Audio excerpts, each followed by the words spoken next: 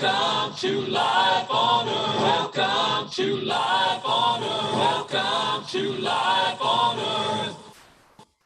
I can do that. I can mimic that because yes, that is us. That's my voice doing that thing. All right. Hey, welcome to Life on Earth. You good people. Hello. Today is Thursday, December 30th, 2021. This is the final episode of Life on Earth for 2021. Ooh. I know some people out there are waiting to see, is he going to say for 2021 or is this just the last episode? But no, just the last episode of this year. An important day, 2 days before New Year's Eve. And we are reaching out.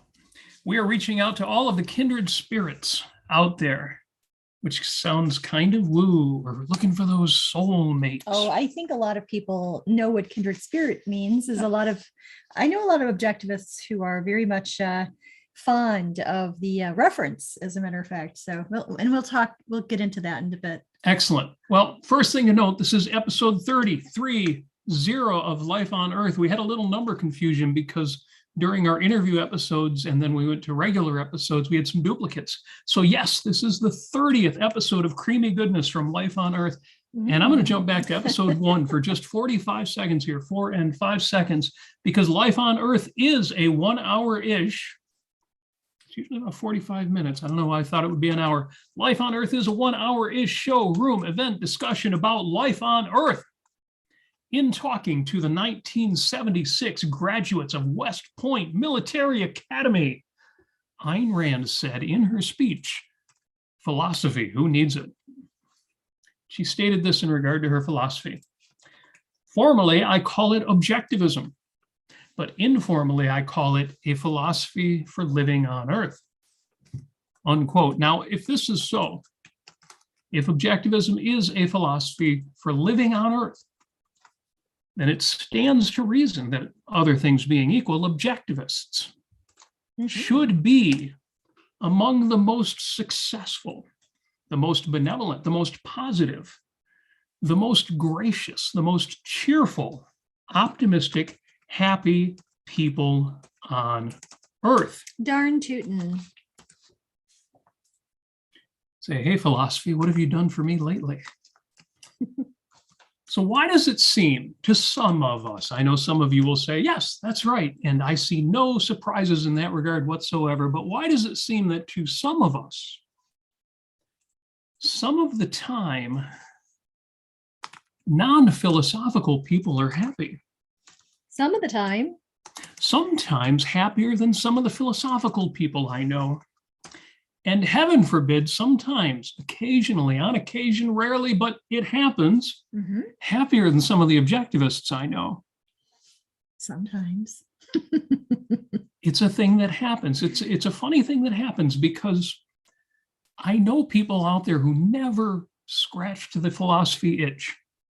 They were brought up, they grew up in such a way, their families had pretty good answers to whatever questions came up, and they just never felt compelled to say, do I really know what's good, what's bad, what's right, what's wrong, a good way to live a life, a bad way to live a life?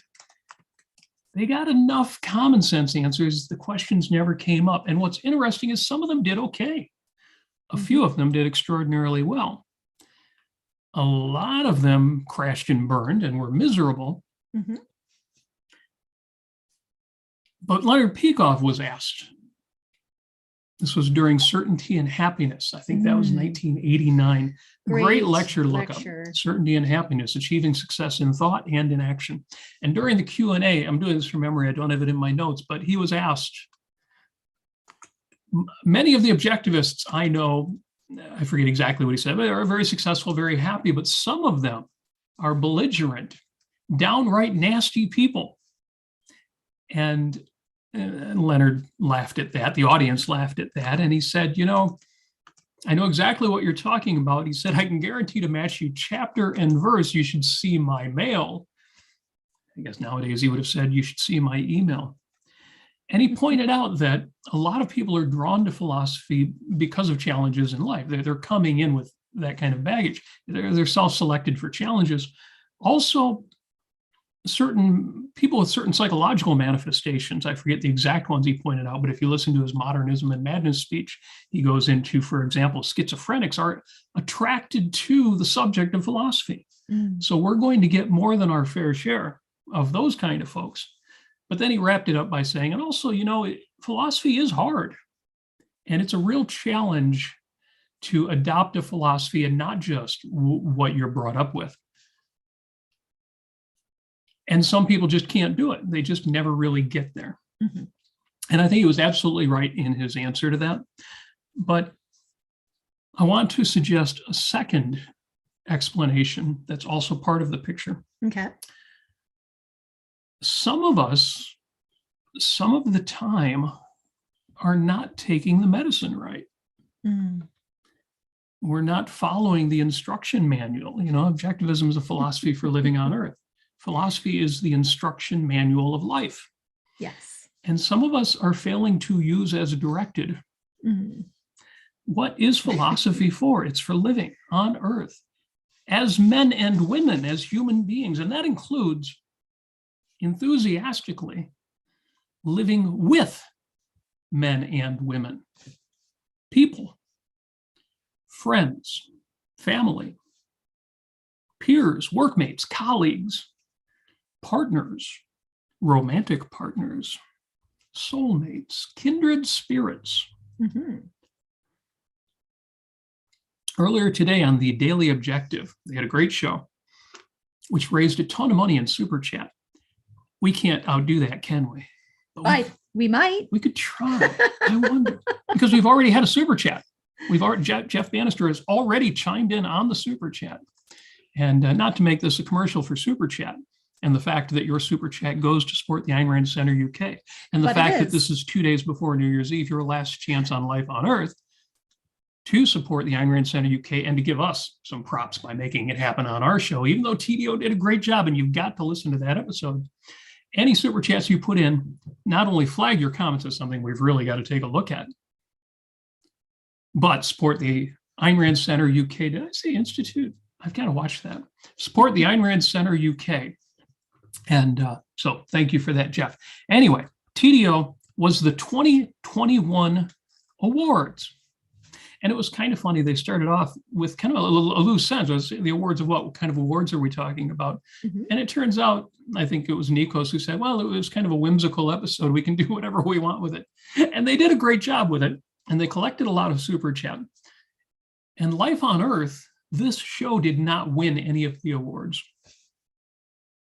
So what's up with that, Nikos and Mark and Raka and Don W? We need to be a little bit more in front of those folks, in front of the judges, I should say. So let us know in the chat, and ideally in the Super Chat, but just in the chat, what you think we need to do to improve the show. Because I could be bigger, I could be bolder, I could be broader, I could put on the big voice, and we can make that happen. Yeah, we could sit around talking about depressing politics if you'd like us to, but it wouldn't be depressing because it's us. And that's why I wanted to bring this up, because the TDO today was great. And the reason we didn't win any awards, I'm just kidding about that, is we were up against, as far as objectivists go, we're up against Don Watkins, who released a book this year, is already talking about the book he's going to release next year. We were up against Leonard Peikoff, who Lisa Van Dam interviewed 1 year after the previous interview, when he didn't come out of retirement, but he came back to the public and said, yeah, let's talk. It was great. But we were also up against, why we didn't win any awards, but we were also up against OCON, events like OCON 2021. Well, let me tell you, OCON 2021, which we did attend, in fact, we did a whole episode talking about it. That's kindred spirits. That was a beautiful thing. And it wasn't any one thing. It was certainly sitting in the courses, listening to some of the outstanding courses that were given, some of which some of the talks are starting to appear on YouTube now. Those of us who paid to go have been watching the super secret feed that was put out there for us. Now everybody can get them for free. Is that socialist or what? But great talks like Ben Baer's talks on pride and Gina Gorland's talk on self-authoring. I shouldn't say self-authoring. I think that's Jordan Peterson's expression. And of course, Jean Moroney's talk on central purpose, which we interviewed her about on this show after she gave that talk. both the talk at OCON and, of course, our interview are worth listening to as well. That's what we were up against, was endless events of kindred spirits. Mm-hmm. And you think, oh, those are talks. You pay to go to those. Those aren't your kindred spirits. They aren't anything special to you. Afterward, we're having dinner with some of the best people in objectivism. After that, we're going out after hours with some of the best people, not just in objectivism, but some of the best people on earth, including overnight parties. I think only one of those we really stayed up all that late for. And we hosted impromptu karaoke, not scheduled, but just in one of the hallways, in one of the buildings. People showed up. It was a party. Just good people and good events. And that is what we need. We don't just need kindred spirits, but we need, as students of philosophy, to embrace kindred spirits. I get a little frustrated when people say to me, people who aren't in philosophy or that interested in philosophy, why do you spend so much time with philosophy, with Ayn Rand, with objectivism, with all this stuff? And it's hard to answer when a certain percentage of us are spending all of our time complaining about politics, and convinced that the world is going to hell despite all of the evidence. And granted, there's a lot of evidence that the world is going to hell. I'll be talking more about that in 2022. For everything you can tell me about why you are hopeless about the future, I can give you 10 reasons I'm hopeful for it. And the fact that I can't make that one that you brought up go away, or the 10 that you brought up go away, doesn't change that. Both of those things are true. But the question is, did you take this gig? Did you take this job? Did you take this role in the production called life to fight evil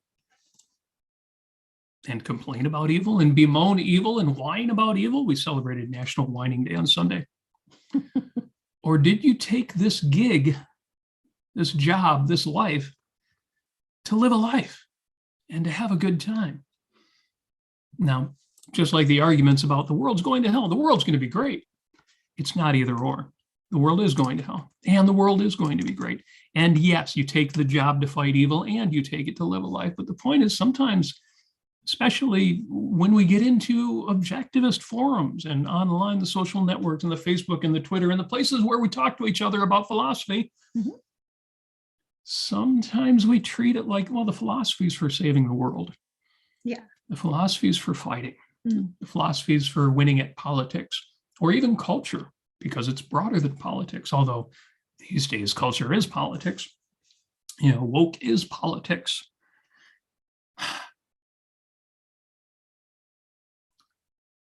I want to split between the two. I want to fight. In 2022, we're going to fight. I want to take on those battles. I want to fight CRT, those damn cathode ray tubes. I want to fight the woke battle because I want to stay awake. I want both, but I advocate a split. And some of you who have been watching our podcast for a while, not just Life on Earth with Robert and Amy Nasir, but our Sunday show, 5 Minutes with Robert Nasir, which I may be changing the title of that one to Robert and Amy Nasir too. That one's been up in the air for a while. There's a reason I branded it the way I did, but in a way it's not fair. I don't care. But if you've been listening, if you've been listening to the shows for a while, you know that we have advocated a split. You got to have both. Marius always thinks of cathode ray tube also. I love that. Now my split, if you've been watching, you know my split. My split is 97-3. You should spend 97% of your time pursuing values. Yeah. Creating, competing, cooperating, partying, celebrating, chasing skirt, whatever your values are. 97% of your time should be spent on the positive. That's a shout out to our friend Andrew Bernstein, who's all about chasing skirt. No, it's about ladies like myself going shopping at the Nordstrom. Yeah, and chasing slacks. And skirts. Yes, I'm only serious. And 3% of your time, gotta have a split, gotta have both. 3% of your time should be spent fighting evil. But even if you want to invert that, even if you say, I'm only going to live my life 3% of the time, I got to spend 97% of my time fighting evil. Even if that is your thing, your preference, your hierarchy of values, the only thing I would say is during that 97% of the time that you've decided to devote to fighting evil, fight evil. Don't complain about evil. Don't whine about evil. Don't bemoan evil. Don't spend your time depressed about evil. Mm-hmm. Fight it. Do the thing. I like 97.3 better. But wherever you stand on that, we need to spend more time both fighting evil effectively and then letting that go and focusing on our kindred spirits. Yes. For all the values in your life, I think we mentioned this last week, for all the values in my life, people know I have too many guitars. And people know I love my car. And people know that I love my electronics. For all of those things, if somebody says to you, what's the best thing in your life? What's your favorite thing? What's your highest value? Those things are on the list. Mm-hmm. They ain't first on the list. And I'm willing to guess that the same is true for every one of you out there. Because I can always buy another guitar. I can always replace my laptop or my iPad. I can replace my car. I can replace anything. I can't replace Amy. I can't replace my daughter. I can't replace my friends. Yeah. And the reason is that they are kindred spirits. I could go out and find another friend, and it would probably be a great friend. And it would be a unique and irrepeatable experience. But I can't replace a single one of the people in my life. And Zeus forbid I should ever have to. Mm-hmm. Amy, you used to keep a blog. Yeah. Let me just kind of expound on that. This is what I think with regard to listening to politics, and Tazy in the chat, she she mentioned Yaron Brook, and I love listening to Yaron Brook. And so does Robert. And it's always really informative for us to watch. He really essentializes what's going on and what the important parts of politics are going on at the time. And it's important to know what's going on with that. After being a news junkie for the last 20 years, I find that there are cyclical events. They're always happening. And it's the same, it becomes the same old, and I know how to respond to it. I know how to write my politicians and describe for them what I think about it. And I think it's important. But the one thing I have learned, and not to knock anybody who talks about politics at all, because it is important to the extent that it is, but to the extent that you should do something about it, that you should actually speak up to people who need to hear it, not just echoing in your brain. And it's not just, telling your wife or your husband and griping, or your best friend and griping. You can actually take that information and use it for something positive and for something worthwhile. And so just be careful with that. Because sometimes, it gets into your head, and then it starts coloring your world, and you start feeling like all the bad news out there, that's the world. That is the world. That's all there is to it. There's nothing else more. And that's not objective. Well, it's more than that, because you're right. But I'm glad you mentioned Yaron Brook, because one of the reasons I participate in the Yaron Brook show, why I send money to the Yaron Brook show, why I support the Ayn Rand Institute, why I support other organizations that are fighting these fights, that's part of my 3%. And they do a much better job of it than I do. We know from Ayn Rand's essay, What Can One Do?, that the important thing I need to do is speak out and not sanction evil. I do more than that. I've stood out in the road with protest signs. I've stood in front of the White House with protest signs, and I will again. I've come this close to running for office many years ago. Yes, and you have sat as a state committee person. I have. You've been part of the Republican Party, Yes, of all things. I have. For 5 years. For 5 years. But when I say you've got to fight, fortunately, you can delegate some of that responsibility. Mhm. And to people like Yaron Brook who do it much better. I could make this show. I'm glad we got a few. I haven't caught all the chat, but I've caught a few of them. Some people have said, no, you keep doing what you do. Yeah, thank you guys. I could turn on a dime and go full bore politics mode, but you all know I wouldn't be as good at it as Yaron is, or as several other people. But there's too many people already out there talking about those sorts of things and perspectives that it's already covered. Really. Well, and better than I would. If I could do it as well as Yaron, I would say it would be worth having another person doing it the way Yaron does. And there are other people who are doing a good job at that, even though he's the best. He did come in, incidentally, in the TDO awards for 2021, and well deserved. His talk with Michael Malice, his interviews with Lex Friedman. Yes. He's been amazing. Right. So I will take the 3%, throw some of that responsibility at Yaron Brook in the form of money, but the 97% of pursuing my values. Yes.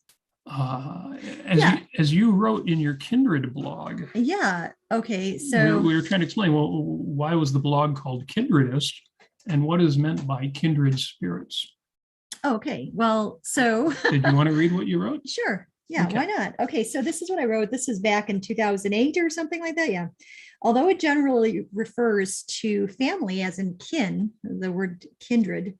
Kindred is a word often used in one of my favorite stories of Anne of Green Gables, in the phrase kindred spirit. In the story, it meant being more than a best friend, but not in a sexual way, and had a similar meaning to soulmate, but within the context of friendship, or a friend with whom you truly love, who shares exciting and benevolent views of life with you. So it's a very, very good friend who is more than just a friend, but it's a kindred. I don't usually go off camera like that, but I had to tell the darn printer to shut up. Yeah, and had things printed. And I have a couple of resources here that I've got to refer to before we wrap up.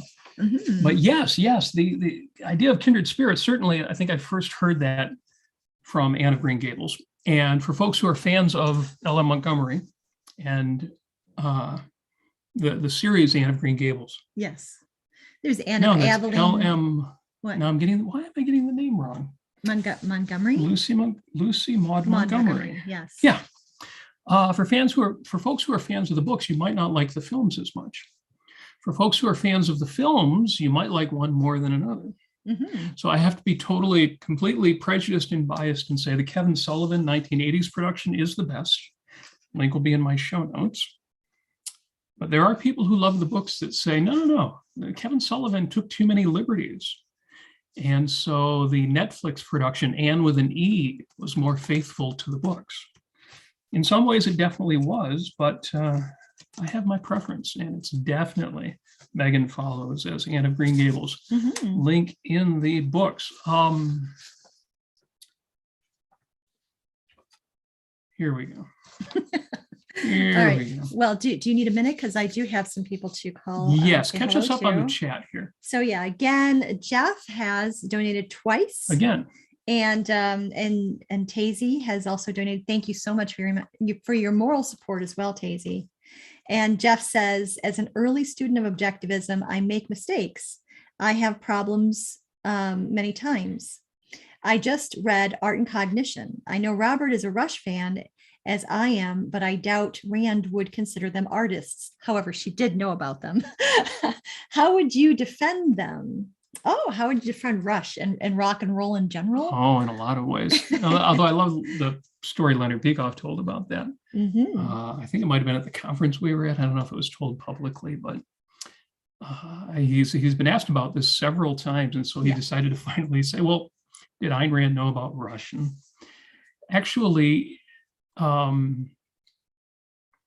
she asked Leonard to talk to her lawyer about it. Is there something that should be done to protect her intellectual property? Yeah. Given that it wasn't just that Rush released an album called 2112, in which they wrote in the album dedicated to the genius of Ayn Rand, Neil Peart wrote in the liner notes. But actually the story is remarkably similar to the story of the novelette Anthem. It's the same story, except it's about electric guitars. But still, it's a future in which the overlords have taken control, the priests have taken over. Yes. The dictators, and our hero rediscovers a bit of past electrical technology. Oh. Yes, not as in Anthem light bulb, but an electric guitar. Yes. And goes on to rediscover the technology and figures out how to make it work. And I won't go any further than that because it would get into spoilers, but Ayn Rand, had Leonard Peikoff. You should talk to her attorney, see if there's anything that needs to be done. Leonard Peikoff goes to the lawyer. I forget if it was Henry Mark Holzer at that time or someone else, but goes to the lawyer and says, there's this album by this rock band. And they acknowledge, Ayn Rand in it, but then they really just took her story and turned it into a rock and roll record. And I think it was Counselor Holzer said to Leonard Peikoff, I can't help you with that. And Leonard said, you don't think there's a case there? And the lawyer said, no, it's just that I'm also the attorney for the band Rush. But I'm bummed. The law firm that he worked at was also, or the publishing company. So at that point, Ayn Rand decided to just let it go. Yep. And, So that is how Rush produced the 2112 album, and they did not get sued for it. Yeah, so. we have talked about this before. Do we uphold rock and roll? It's funny, there was an objectivist group we were part of. There are 3 different objectivist groups in Southeast Michigan, and way back when, the one that kind of started one of them off, we had people in the group who were intrinsicists. They would just look at the definitions of word and then tease out from there their very, very strident views on things. And one of them, one of the gentlemen was a very smart guy. He has assumed room temperature, so I won't worry too much about speaking about him. His name was Bill Bucko. And Bill was convinced that rock and roll was not a valid art form. Yes. And his primary argument, the one that he repeated most often, was the fact that rock and roll used electric guitars. Well, there was more than that. He would quote the Romantic Manifesto, and I believe in the Romantic Manifesto, there is some passage in there with regard to monotonous drumming, and how that, how Ayn Rand looked down on that, or she used that as an example of music that didn't actually excite a person conceptually or cognitively. And intentional warbling. And so distortion. So Mr. Bucko related to that, to overdrive, to distortion in electric guitars. Mm-hmm. And if you're intentionally taking a musical note and distorting it, nihilism. That's nihilism. That's the death premise. That is your hatred of values. It's the smearing of feces all over a beautiful painting, et cetera, et cetera. He would go on quite a bit about it. And what he failed to understand, and I don't think Ayn Rand would fail to understand this. She might disagree with me, right? In which case, I'd say she's probably right. That's too good. We didn't even catch that Jeff Bannister posted $21.12. Oh yes, $21.12. That's excellent. Thank you, Jeff. That's too cool. Totally should have caught that. My understanding of rock and roll is the first thing you do is you take pop music. Mm-hmm. Because it's easy to explain why pop music has the power and the value that it does. Right. Because it's not just rhythm without melody or rhythm without harmony. All 3 of them are in there. Rap music kind of pushes the boundaries on that. But pop music has the same elements as light music, chamber music, folk music from the 1700s, 1800s, and 1900s. It's surprising that nobody says, well, the light chamber music of the 1700s wasn't really music because it didn't aspire to what music can be with the sonata and the concerto and the symphony. No, pop music is simply the light music of our day. I wouldn't even say folk music, because folk music itself is a type of pop music, a type of genre.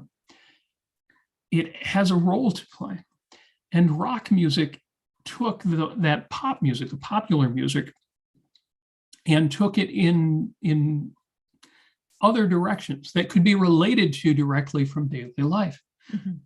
There is music that I do think borders on nihilistic, Yeah, sure. but I'm not the guy to tell you, oh, well, it's certain forms of speed metal or rap music or country or whatever the horrible music that you would want to pick to criticize. I'm not the guy to do that. Right. But I can absolutely defend rock and roll music, which again does absolutely integrate harmony and melody and rhythm Right. and lyrics and poetry and the things that are said in the music of especially a band like Rush. Mhm. Lyrics by Neil Peart are And- simply brilliant. Yes. It's all there. Everything that music is, everything that music does is all there.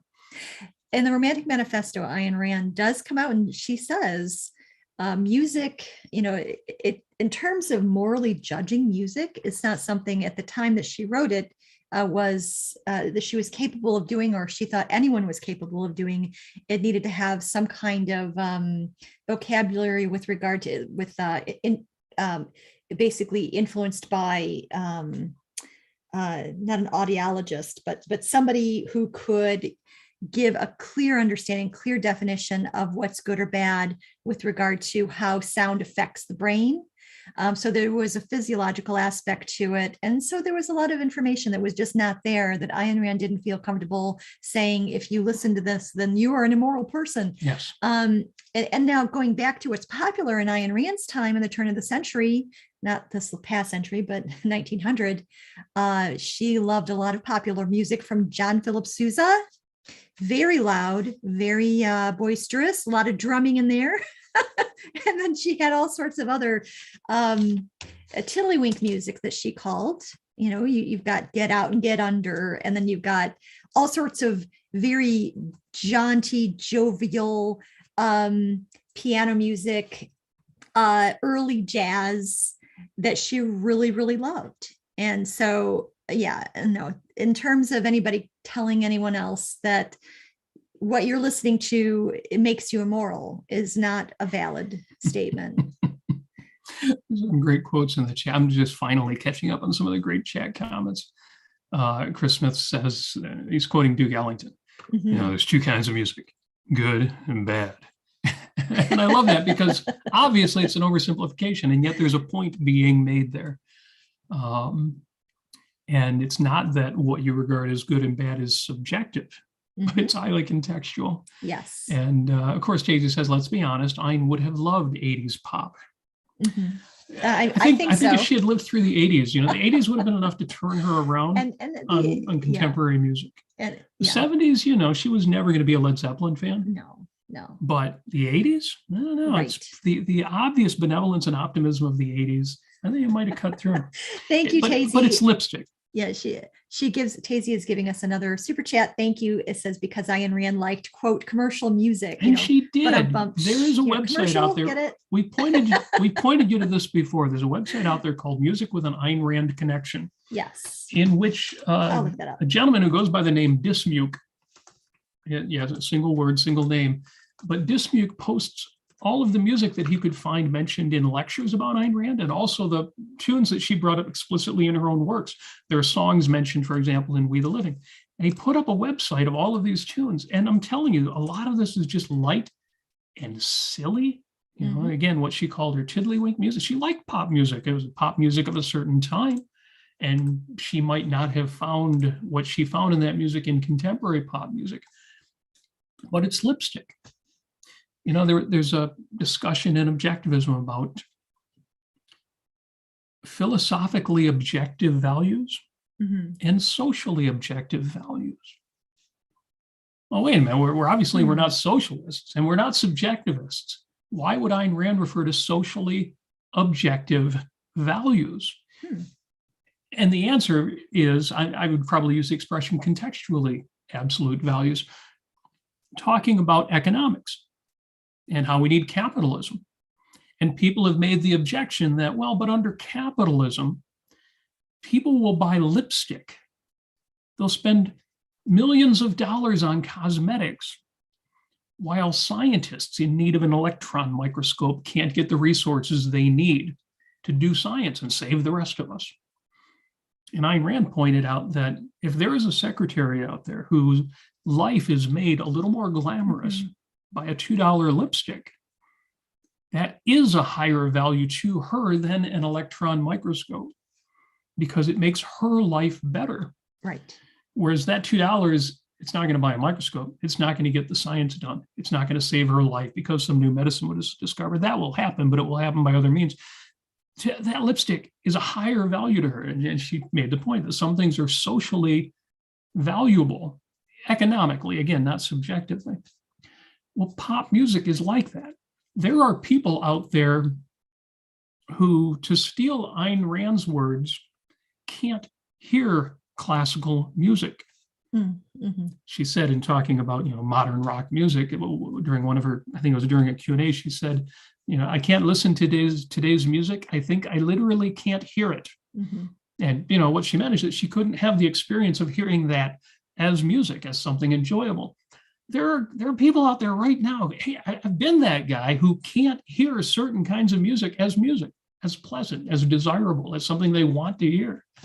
To those folks, it's lipstick will improve their lives. Chuck Berry will improve their lives. Shostakovich won't. And they can learn to appreciate Shostakovich, but it would be a learning experience. It would take time. It would take energy. And they're never going to enjoy Bela Bartok.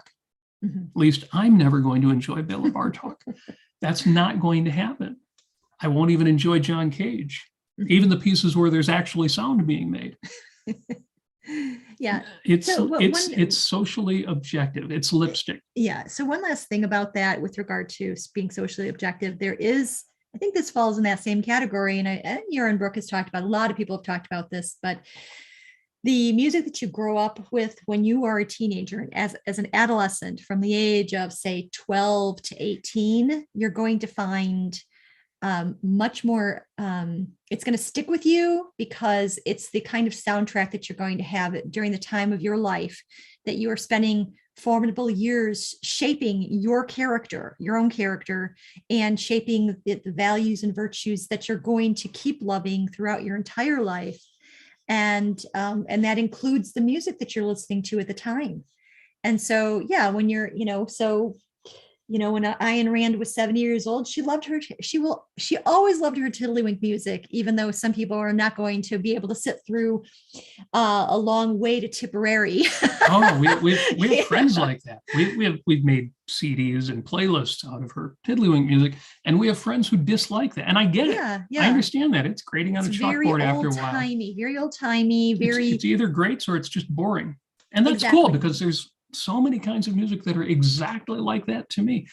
I get it. I absolutely get it. And Tazy incidentally says, one song can change the mood of your day. It's very true. I always tell people, drugs can change your state, but so can sitting up straight. Mm-hmm. Alcohol can change your state, but so can putting your shoulders back and putting a smile on your face. There are a lot of ways to change your state that I would never recommend, but Tazy is exactly right. One of the biggest changes you can make to your state, music. And you should have playlists. And I do. I have a list, for example, called Important Songs. You should have playlists. You should have lists of the music that change your state on demand.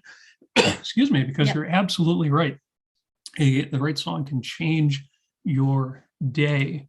And sorry, I just saw lyrics. A pint of milk and 6 eggs will make jelly of your legs. See, Gangsta Paddington is in the chat. And he will remind us, if you read his comments, you should imagine there's rap music playing in the background, because it's Gangsta Paddington. This is not Winnie the Pooh. He's made that point. Well, so we're listening in, but I have to finish my thought. Yes. The reason I mentioned lipstick, the reason I mentioned socially objective value, there are people out there, good people, who are an electron microscope. There are people out there who I would not put on my lips. What? There are people out there who are, on the other hand, right-sized for me. There are puzzle pieces out there that fit my puzzle pieces. There are compatible people, and not just compatible people. There are people of a kind. There are kindred spirits out there. You don't have to like everybody in objectivism. You don't have to like everybody who is virtuous. It came up on Lisa Van Dam's program when one of the commenters asked her, she said, this was great. Somebody asked Lisa this question, Lisa and Kyle. My daughter came to me and said, Mom, do you like me? And this gal was a little flabbergasted. This is the kind of mother who tells her daughter 5 times a day, I love you, and shows it and gives her the love all the time. And she was confounded by the question. And Lisa and Kyle gave their answers. And then I came on, it was during the clubhouse afterward. And said, well, one of the things that might be going on there is she may be at an age, this is a young girl, a little older than a toddler. She might be at that age where she's realizing, sometimes I love my mother, but I don't really like my mother. Or I love my friends, but I don't really like my friends.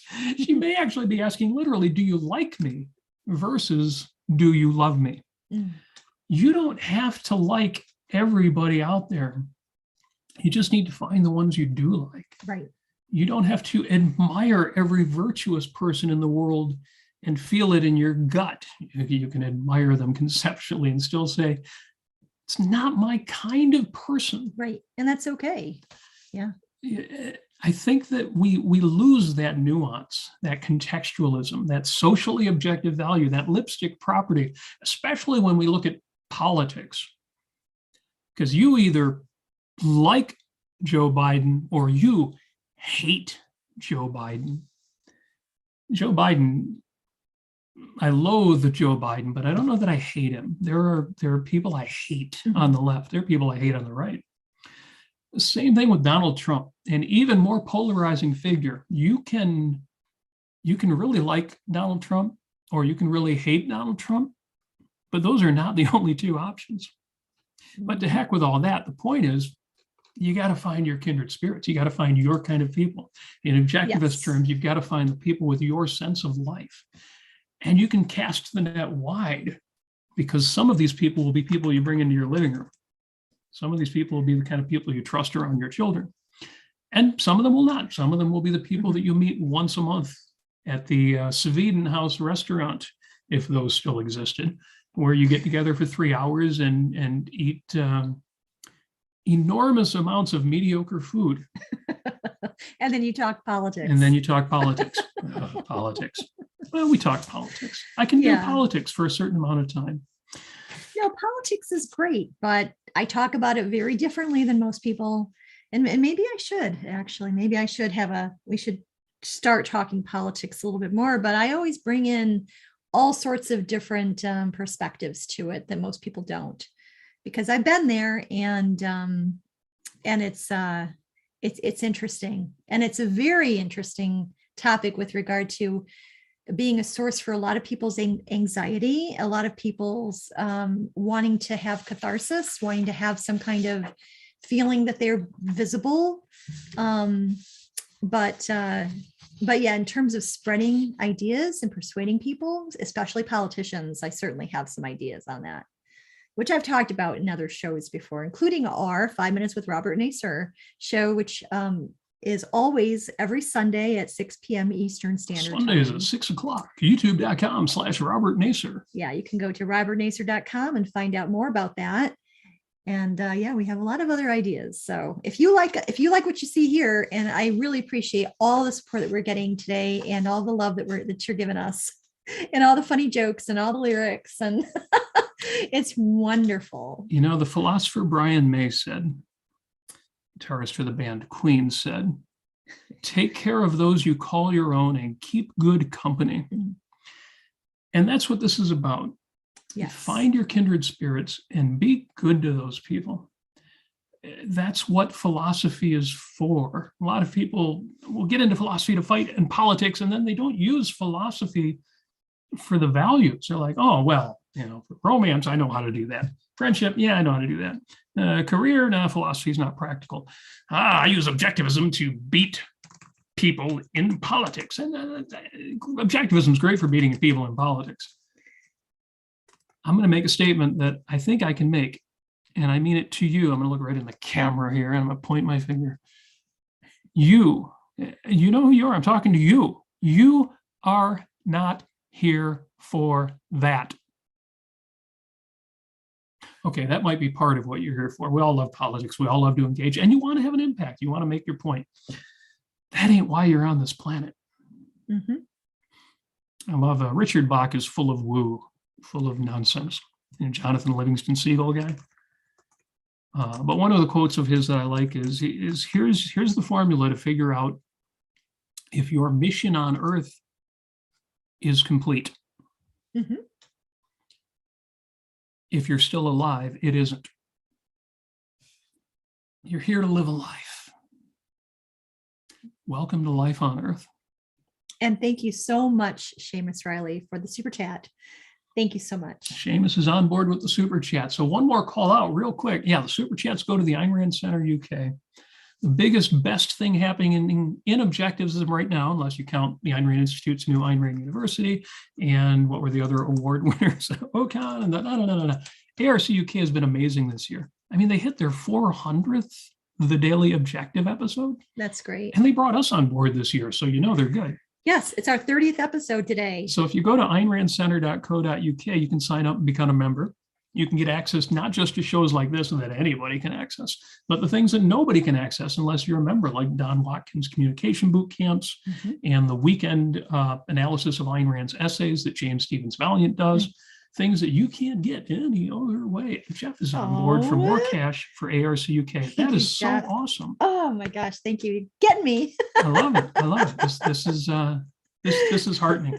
With New Year's Eve right around the corner. And the one thing I didn't ask about, what are your New Year's resolutions? But I'm on a tear about this because things got a little weird over Christmas when people got really political. I'm like, it's Christmas, let it go for a day. And some people never will. And as Ellsworth Toohey would say, now you'll talk politics for no reason at all because that's all you're good for. Anyway. And thank you, Gangsta Paddington, for the improvised rap lyrics. They're beautiful. When I was doing 710 in the pen, I was the boss, and I listening to Diana Ross. I think he's that's got to refer back to something that I missed earlier. He's taken a riff from Tazy, so okay, I believe. Okay, well, we'll let Gangsta Paddington and Tazy do the UK rap thing. I can't even do the American rap thing. And thank you, Christopher, for the cynicism is naive. Cynicism, there's nothing so naive as cynicism. Yes. Yes. So true. You're not here to be, you're here to be, yeah. Yes. So many values. Oh my gosh. So little time in the day, guys. Yes.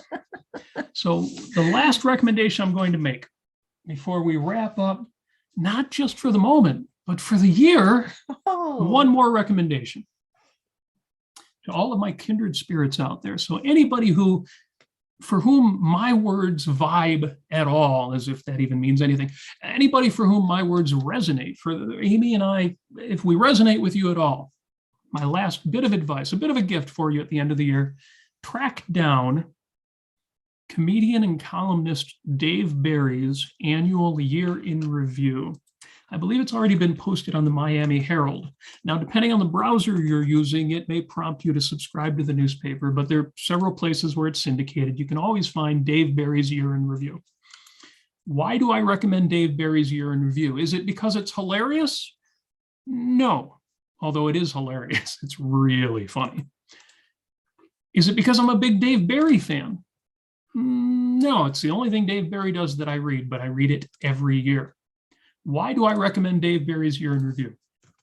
And the answer is, when you read Dave Barry's Year in Review, and in between laughing, it's really clever and really funny.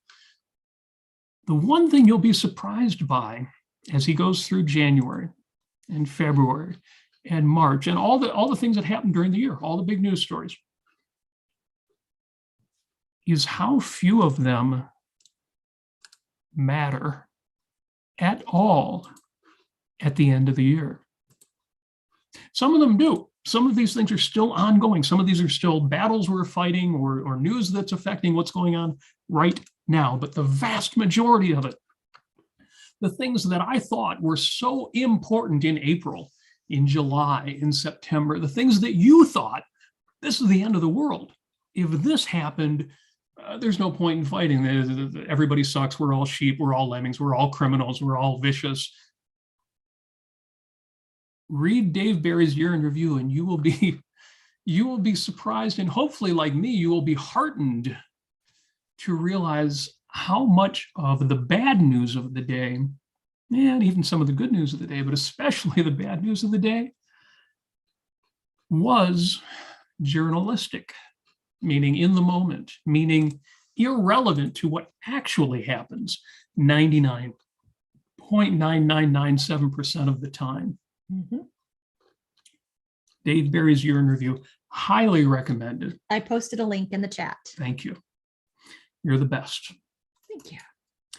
So unless we have anything else in the chat that needs addressing, I'm going to have to put a bow on this little Christmas present. I've got here. one more thing. Yes. One of my things on my to-do list. Yes. What is on your to-do list? Hopefully for this upcoming week is I'm going to write letters of compliments. Compliments. Yeah, we did a whole episode on that called Compliments. Yes, we did. And worth listening to. Yeah, and it's something that I think, we talked about kindred spirits, we talked about friendship, we talked about, how you can actually, one of the things you can do with a friend is you can learn about yourself through a friend that you have and the kind of enjoyment you have for this friend and what characters you love about them. That can actually speak to a lot of your own character, and you can really learn about yourself that way.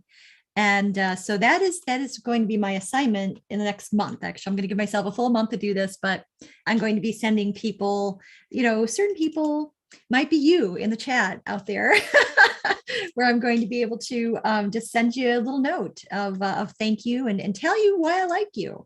This is something I think we can all do. Reach out to somebody that you like, whether that's somebody that you know personally or a part of your family, or somebody you don't know, somebody that you admire, somebody who you consider to be a hero you've never even met before. Send a fan note out to them. Tell them why you like them, and tell them that you're grateful for them. Even tell them what you find in them that you want to emulate for yourself, for your own character, for your own life. So yeah, that's one of my things. Excellent. I'll have to add that to the show notes. Now, I have just posted the show notes on my Facebook wall. Go to facebook.com/Robert Nasir. Posted publicly like everything I do, so you don't even have to be friends with me, although you should be, if you want to read that list. All sorts of links, including information about Kindred Spirits, information about previous related shows that we've done, links to the production of Anne of Green Gables that we recommend that you watch, and we will add more to that as we go. If you have any suggestions or recommendations for the direction of Life on Earth with Robert and Amy Nasir in 2022, please let us know here in the chat, on Facebook. Maria says I don't Facebook. Probably wise. It's a waste of time, unless you really capitalize on it and make it an enormous value the way that I do. But I totally get it. I know people who don't do social networking, and it works out very well for them. So I'm good with that. You could also email me. My super secret email address is posted right at robertnasir.com. You can always send me questions, information, whatever you want that way as well. We've got Patreon and PayPal links there for anybody, hint, who wants to financially support the shows that we do. Yes. But either way, post it on there. I will also post a link to that on my Twitter feed. I'm going to guess Maria says I don't do that either. Although I don't know, it might not be, because I think a lot of people left Facebook just because of their censoring policy. And I won't get into that, because as we wrap up the year, I'm going to keep it positive. And I want to thank everybody. 30 episodes of this crazy show, 30 episodes of Life on Earth, 30 episodes of talking about philosophy is great, but use it for this and not just that. Yes. And thank you. Thank you for coming along on the ride. Thank you for joining us. We are looking forward to seeing you in 2022, which will incidentally be, I know this for a fact, I predict it and I'm never wrong. 2022 is going to be your best year yet. It's certainly going to be for us. So thank you for joining us, and we will see you next year. See you next year.